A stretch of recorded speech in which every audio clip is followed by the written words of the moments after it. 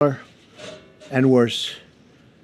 This is Liberation Day in D.C., and we're going to take our capital back. We're taking it back under the authorities vested in me as the President of the United States. I'm officially invoking Section 740 of the District of Columbia Home Rule Act. You know what that is? And placing the D.C. Metropolitan Police Department under direct federal control, and you'll be meeting the people that will be directly involved with that. Very good people, but they're tough, and they know what's happening. They've done it before. In addition, I'm deploying the National Guard to help reestablish law, order, and public safety in Washington, D.C., and they're going to be allowed to do their job properly. And you people are victims of it, too. You know, you're reporters, and I understand a lot of you tend to be on the liberal side, but you don't want to get mugged and raped and shot and killed. And you all know people and friends of yours that happened. And so you can be anything you want, but you want to have safety in the streets. You want to be able to leave your apartment or your house where you live and feel safe and go into a store to buy a newspaper or buy something. And you don't have that, really. It's a threat to our country. We have other cities also that are bad, very bad. You look at Chicago, how bad it is. You look at Los Angeles, how bad it is.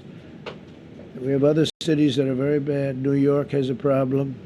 And then you have, of course, Baltimore and Oakland. We don't even mention that anymore. They're so far gone. We're not going to let it happen. We're not going to lose our cities over this.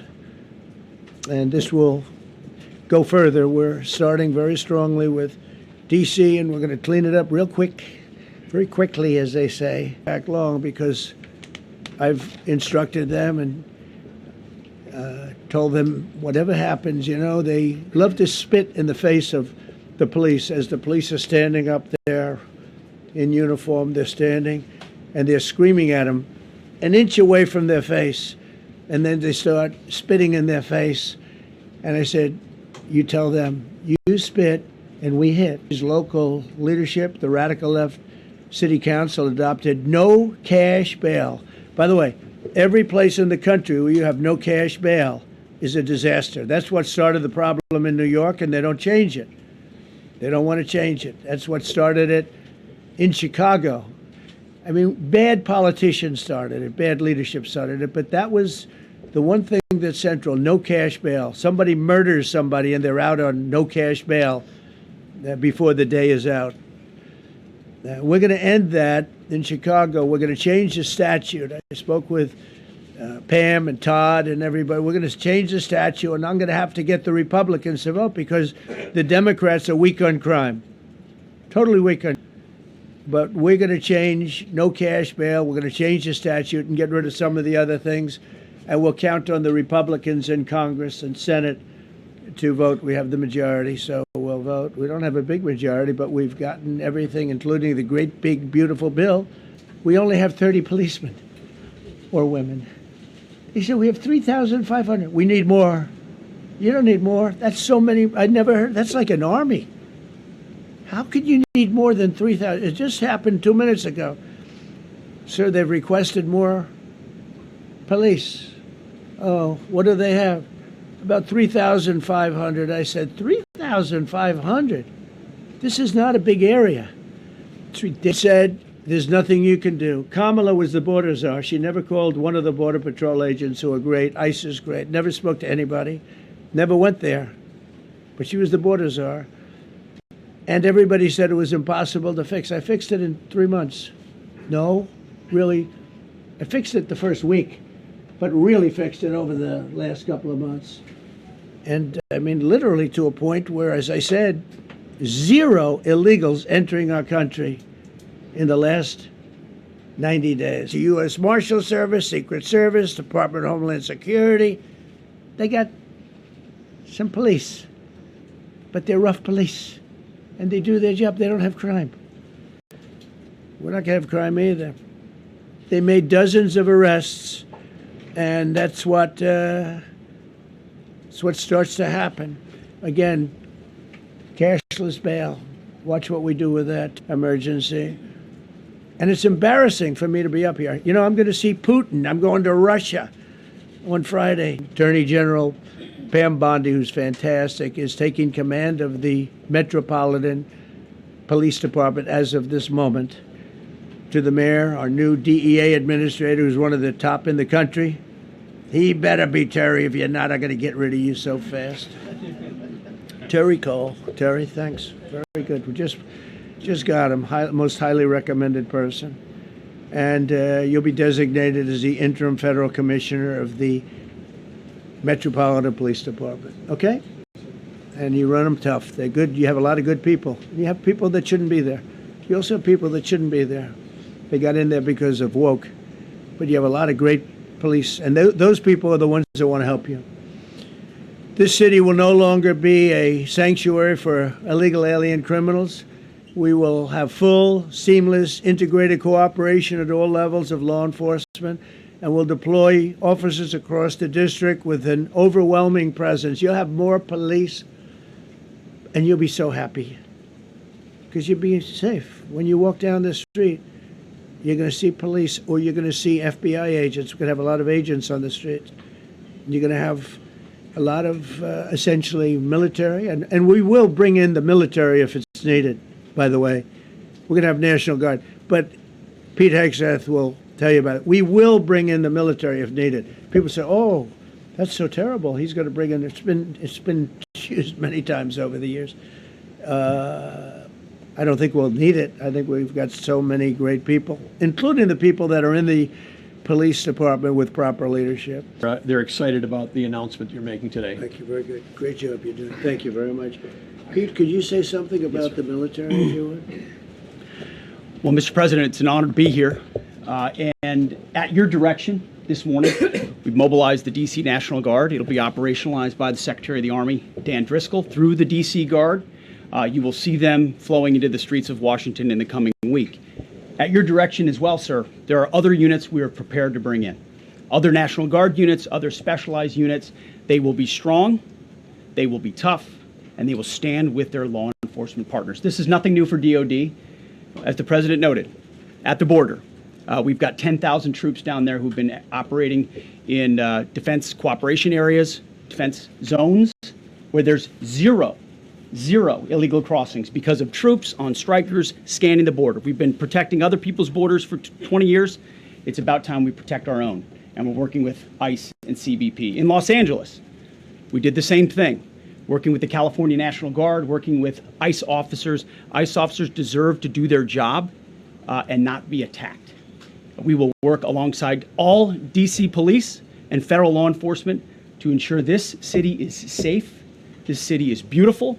And as I always say about President Trump to the troops, he has their back. And my message to the National Guard and federal law enforcement in Washington is, we have your back as well. Be tough, be strong. We're right behind you.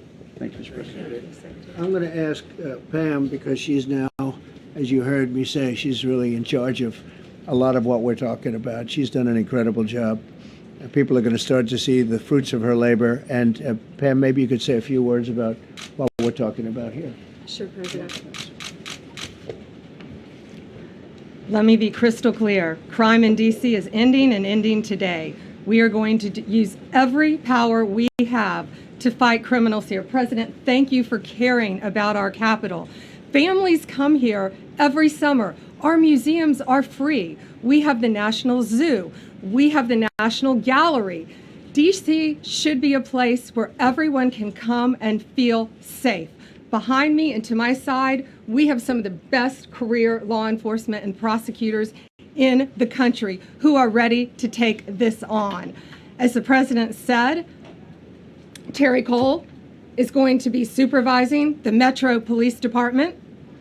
Gaddy Serralta, our U.S. Marshal, is going to be supervising command and control, the entire operation.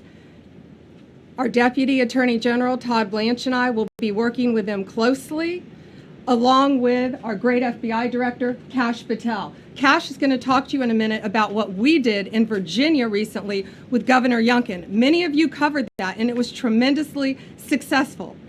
Not only that, our secret weapon here in D.C. is U.S. Attorney Jeanine Pirro.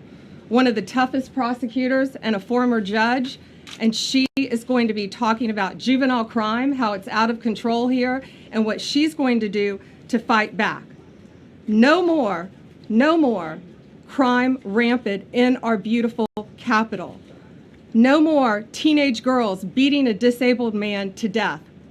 No more of that. No more drive-bys. We're going to do everything we can. And working with the ATF Director Driscoll and Commander of the Army, we're going to all work together. That's what we all do in this room. We work together. We fight. Do not underestimate one person in this room. We're going to make DC beautiful. We're going to make DC. When you work with our Homeland Security Task Force, when you work with Terry and Gaddy and I go way back to Miami, these guys are great leaders of the respective departments and law enforcement capacities. And when you have the DOJ and President Trump driving behind this mission, we are going to clean up Washington, D.C., and we're going to do it the right way, the lawful way, and we're going to make sure Washington, D.C. is safe again. Thank you, Mr. President. Thank you, Attorney General. Thank you very much. Good job. Thank you, Cash. So the process begins right now. It actually started over the weekend, and we confronted a lot of very bad people. But it's going to be something that will be pretty amazing to you as you watch it. Seconds on what she has in mind, what she wants to do. We're going to be appointing some judges. You know, we have some open spots, and we're going to take people because the judges are letting killers out. They're just saying, go, that's okay, don't worry about it. So we're putting some, Pam recommend. Brian, go ahead. Thank you, Mr. President. All right. And by the way, this is only on DC, and then they're going to leave because it's unfair to have them stand up here all day long. I Brian. agree. I've got two questions for you. First, about DC. This is personal for me as well. Last year, I was robbed on the streets by one of these teenage thugs. Had a gun, got away with it. Let's talk about the effort that between law enforcement, prosecutors, and judges, because it's a recycling belt. Like, these kids go, they don't fear the police. They know it. If you talk about how we've got to get these judges and put these kids behind bars, Right. Adult crimes deserve adult penalties. And my second question, I'll after you answer that, please. Do you want me to answer Or it? whoever wants to take it. Okay, it's real. Do you want me to answer it? Here's the problem. Assuming that they're 17 years, older than 17 years old, I can get the case. If they're under 18 years of age, I can only get the case if it's murder, rob one, rape, or even if they shoot a gun but don't kill you, I can't get it. So the law has to be changed. As the president said, cashless bail. That has to be changed. All right, then even assuming I get the case, I get jurisdiction, I get a conviction, the DC Council has given the judges the ability to give probation on shootings. And so then it's up to them. All of these things, the Youth Rehabilitation Incarceration Reduction Act, and now they want to seal records. So if we work hard, we get a conviction, they want to wipe it out. So that needs to answer that. Yeah, and just back to that topic. Let's be clear, though. We're going to charge them, and we're going to track every single thing they do throughout every step of the court process and report back to you and let all of you know what's happening to them. Because the people who are prosecuting them, the judges who are trying them, they also need to be held accountable. We're going to have a great success. As far as this, what we did today, and I think you were here for D.C. more so than even Russia, because Russia will be, you know, we have a couple of days to go, but the Russia is going to be very interesting. But to me, what is very exciting, and we're going to take back our capital. We're going to make it beautiful again, but we're going to make it, more importantly, safe again. It's going to be so safe. It's going to be a model. And then we'll look at other cities also. But other cities are studying what we're doing. And you have some capable people in other cities. They can do it too. But we have a great group of professionals. We're going to have a safe, beautiful capital, and it's going to happen very quickly.